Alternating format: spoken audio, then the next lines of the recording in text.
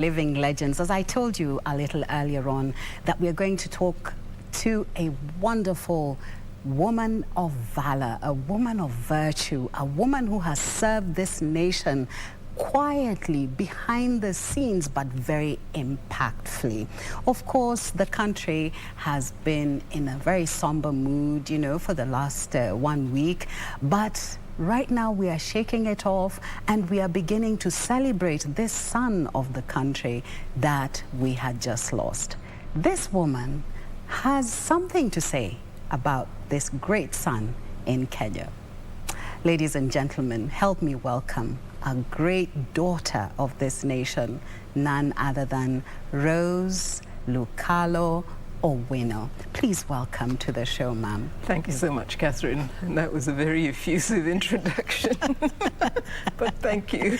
Oh my goodness, you work in the background, we don't see you a lot.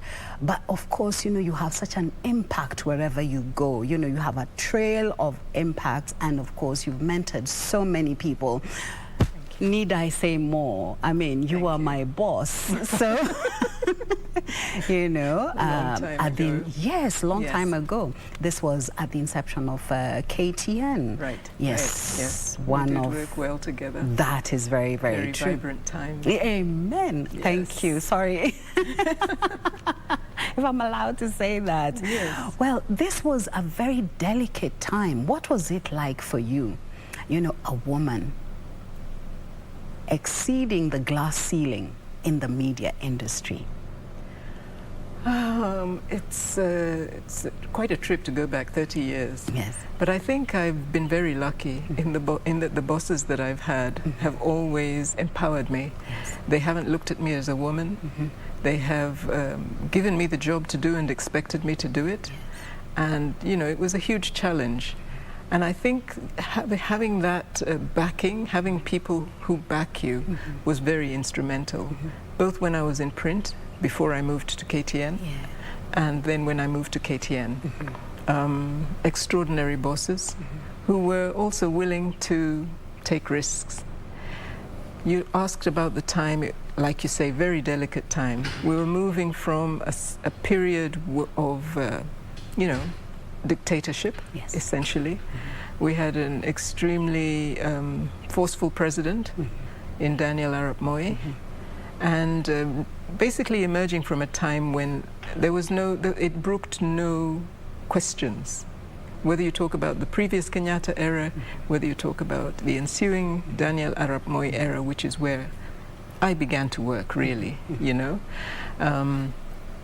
So you talk about a time of a lot of detentions without trial. You talk of a time of a lot of, interference with businesses, interference with television, control of television. We were breaking the mold from patterns where the president was everything, was the top of the news, was the end of the news, was the middle of the news. We were trying to really just come to a place where we were talking, we could speak to what's important for people. Yes. And, of course, it was risky, but like I said, I was empowered to go with what I know is right, in my judgment, of course. Right is different for different people. Exactly. There are no gray areas. Yes, but I didn't have to think 3 times about what was most important. Yes. I did have to think about the sensitivities. There were so many business interests. There were so many powerful men, mostly men, calling the newsroom. They don't tell you who they are. They're asking you for your boss. Why did you put on a story? Those kind of questions, So, and then don't forget, we had a very forceful special branch, 2 floors above us, who were always checking on us during the day. You step wrong. They're all my friends now, the times have changed. But at that particular point, you had to be cautious about how you angle the story, what stories you cover, and who you send to cover it. You operated during a time, this was the advent for the clamor for multi-party democracy. Absolutely, yeah. The early 90s. How did you maneuver? You know, these were very, very, you know, these were uncharted waters. How did you navigate them? I think the story that was coming out at that time, in hindsight again, I guess we were talking to civil society, right? Yes. And the story coming out of civil society, the voices coming out of civil society were really, really strong. I think also remember, we were the first private television station. Yes. You know, there had never been another channel for them to voice their opinions. So we're talking about voices that now are well established. Yes. We're talking about the William Tungas, we're talking about the Martha Karuas, you're talking about Professor Wanjiku Kabira, you know, Njokindungu, you're talking about Martin Shikuku's, all these people, they had organized in a really, really loud voice, particularly around the legal. Although there were others like the late Anyona, the Anyang Nyong'o, who is now governor, you know. They were all kind of raising this voice and telling us, no, we don't want our freedoms curtailed. We want to be free. We want an opposition in parliament. We don't want dictatorship anymore. And it was a very interesting voice when you contrast it with what had been there. The president said, the president said, the president said, the president wants, the president thinks. And then you have this other voice. So we, in many respects, decided to bring both voices together, and it became like a conversation, automatically sort of catapulting us to the top of ratings. And our motivation each day was, what are we going to say that is relevant, that is different, that is meaningful? And that was our focus. We didn't focus too much on the politics. The politics. No. The politics, yeah. We didn't... No, even the mudslinging. The mudslinging, no. It was issues, very much issues, what's relevant, who's saying what about that issue. And that really catapulted us and gave us a good standing and a good base. KTN was the first privately owned television station in the entire East Africa. By the way, yes, it was. It was. Because when Uganda, you know, wanted to open their private television station, they actually borrowed stuff from KTN. Yes, they did. The same thing goes to Tanzania. There was a television station called ITV. They even took our general manager. Oh, that I didn't know. Yes, Mike Rolls. Oh, okay. You know, yes, went to help them, you know, set up. And of course, Dixon, yes, the Australian guy. Yes, that's the his Australian name. guy, yes.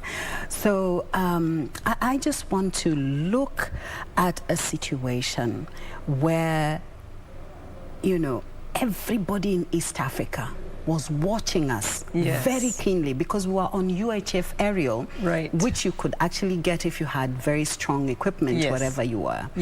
Now, we were exposing a part of Kenya or a part of politics that had never been sampled in East Africa. Yes. You are very candid and you are very truthful. I read the bulletins and I used to read it sitting on the edge of because I know Special Branch are just upstairs, downstairs are dungeons, you know, so how do you escape this, you know? So you paid an ultimate price for speaking the truth and giving the news as it is while you were at KTN. And this was during Moi's era. Of course, later on we got to learn that Moi owned KTN. At that time, I don't know if we knew, we just didn't, you know, we just saw our privates. Please walk us through this. The ownership of KTN actually has always been very murky. So it started off as a party paper. You know, Kenya Times Media Trust. So there was the Kenya Times paper. And I was working at Kenya Times, And at some point, they kind of ran into financial problems. And that's the point when now Robert Maxwell's people came in. They put in like a big bunch of money. And they bought a printing press. for the paper, state-of-the-art printing press, and then they pumped money into KTN. KTN had been on air for a couple of months, I think, by the time I was joining, just a couple of months. But already I think the stress of running running a TV station is not a joke. Oh, no. It's big, big, big business. You must have the money to put in. And so Maxwell's people did put in some money, and he also sent people, I guess, to oversee his interests. But I think that we kind of forgot this KTN interest, the party interest, and the party was controlled by the president, you know? So I'm not sure at what point it went from being a party paper to having presidential interests or anything. You know, those days you didn't ask, you couldn't get the information. No, of course not. Not like today, you can go online and search businesses. You have free, you know, the Access to Information Act, which allows you to ask. All of these are things which we've been fighting for over the years, you know, that we should have access to public information. You know, I mean, the Office of the Attorney General is run, it is for the public. It is not his or the president's. It is ours. It's our information. But at that time, you couldn't ask for information. You could be jailed for asking information. You could be jailed for following a story, a particular story or an interest, you know? That's true. And so I think while we had the protection, excuse me, we had the protection of Maxwell's people, we were monitored every day by the powers that be. And you remember Christmas Day, 91? Yes. Christmas Day tends to be slow. I came in first and heard that the late president, Mwai Kibaki, had been calling. He wasn't president, of course, then. He had been finance minister. We at KTN had been expecting him actually to defect from KANU and join the growing voices in the opposition. It wasn't a formal opposition. They were still pushing for repeal and for multi-party, repeal of Section 2A to allow multi-party democracy. So we had covered him a little bit, you know, among the people who are likely, or, you know, we hear maybe considering it is Mwai Kibaki. But this had been going on for almost 2 months, you know. I remember. And he hadn't said anything. We had pursued him and he just did not respond. And now I arrive at the TV station and I hear he's been looking for us. And the news, of course, that day was that he had decided to leave KANU and to leave his position as minister in Moi's cabinet. I thought, great news. This is a great news bulletin. I actually headlines. It was. My. And I spoke to the man, so I knew it's true. It didn't come in a press statement. It didn't, you know, come through a third party. I spoke to him.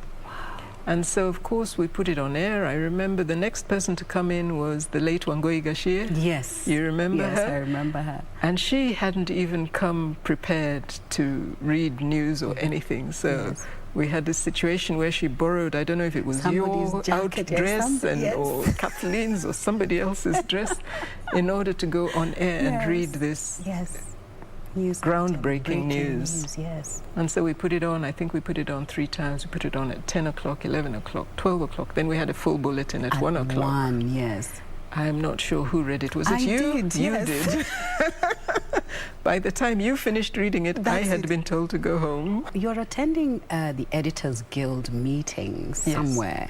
You know, can you just give us a highlight of what you are going to discuss? Because you are a digital person. We want to look at the evolution. How has digital migration affected the media? Is it in a positive way, and should we look forward to it, or are there adjustments we can make? Digital has really, digital technologies, because it's not just the broadcasting anymore. It has, I think we now have something like 70 television stations. Some I've never even heard of, you know.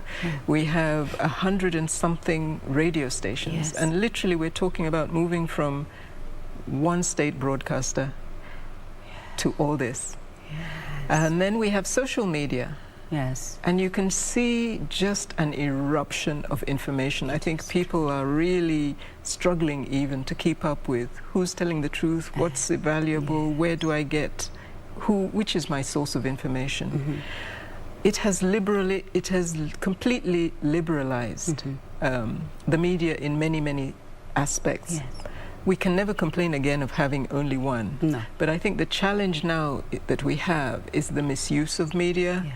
The disinformation, misinformation, and the appropriation of certain channels. So we still have constraints when we talk about media ownership. There's still a lot of political interests in there, and we don't have any of the big ones that we can say are completely free. Now, talking about political interests, let's talk about surveilling journalists. Yes. We've actually walked through that. Yeah. But now, the digital era, if somebody is going to be monitoring you while you are online, they can actually pinpoint where you are. Absolutely, yeah. And that's really dangerous. Yes, and the problem we have in Kenya is we don't have rules to guide who can and for what purpose. It's supposed to only be used, we're only supposed to be surveilled in order to protect us and to protect other people from abuse by others. But we don't have rules that clearly state that. So we see, I got phone messages from a political candidate. How did they get my number, you know? How did they get my number? Because they sent messages very specifically in the ward where I live. Hey. Yes. So that is now, we have privacy issues. That's it. You know, we have surveillance issues, and all these are abuse because the Constitution is supposed to protect me from all this. What is the future of digital journalism? Digital journalism is everything. Everything is going digital. We need to prepare for it. It's really heartwarming to see that Kenyans are taking to the digital space. Everybody talks about Kenyans, true, you know, and you know, Kenyans have become a reference point. Yes. But we need the laws in place. Yes. We need more training and more people pioneering in that space, so that we can take advantage. It's not only about facilitating media.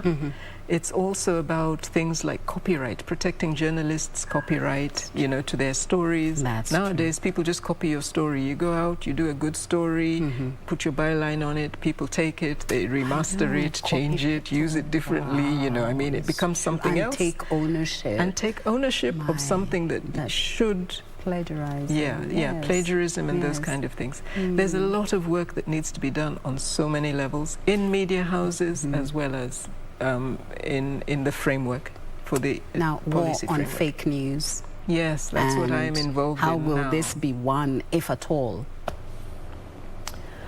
Well, I mean, I think if you monitor what's happening, that's something I'm doing right now. Yes. I'm on a project called Fumbua, which brings together multiple media houses that are addressing fake news, particularly around the coming elections, you know.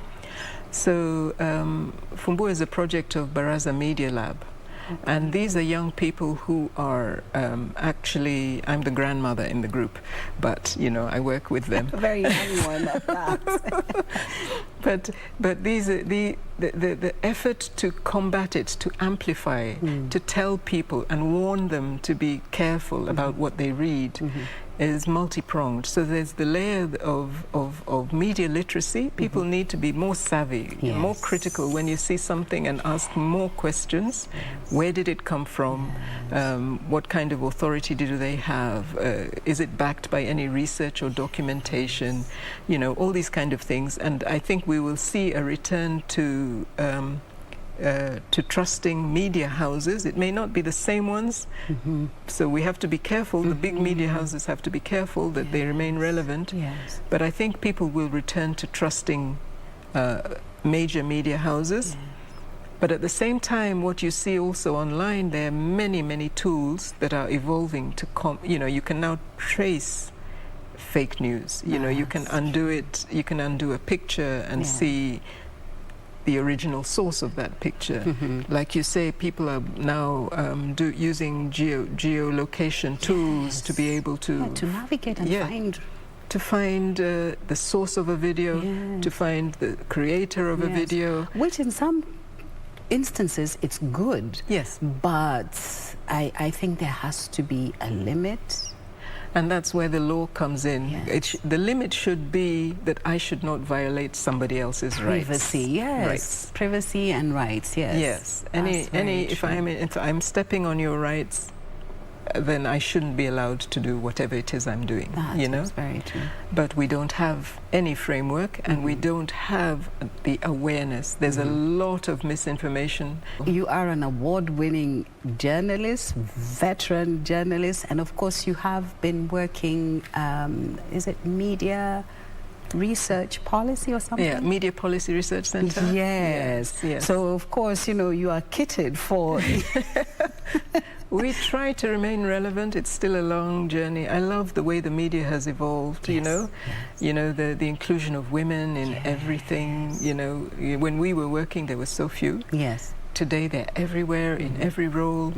The evolution of even just education. We've got really smart journalists and professionals working in the media at all levels, you know, doing really fancy stuff. Like I say, Kenya is on the map. So I think it's really, we've achieved a lot. And last night, of course, you were awarded something. What was that? I got an award for a Lifetime Achievement Award. Yes. From the Media Council of Kenya. Yes, and I saw quite a number of women, won some. Yes, they did. Yes, they did. Yes, they did. Actually, the Journalist of the Year went to a young lady as well, Absolutely. know. And, well, I was also a recipient, so... Ah, nice. Yes. Well, congratulations. Thank you, darling. And you too.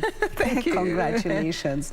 So there you have it. We have been talking to Mrs. Rose Lukalo Owino, a veteran journalist. She still is my mentor, my big sister, and of course, a woman who makes an impact in the media industry. Thank you so much for watching Living Legend on Legends Edition this Saturday evening.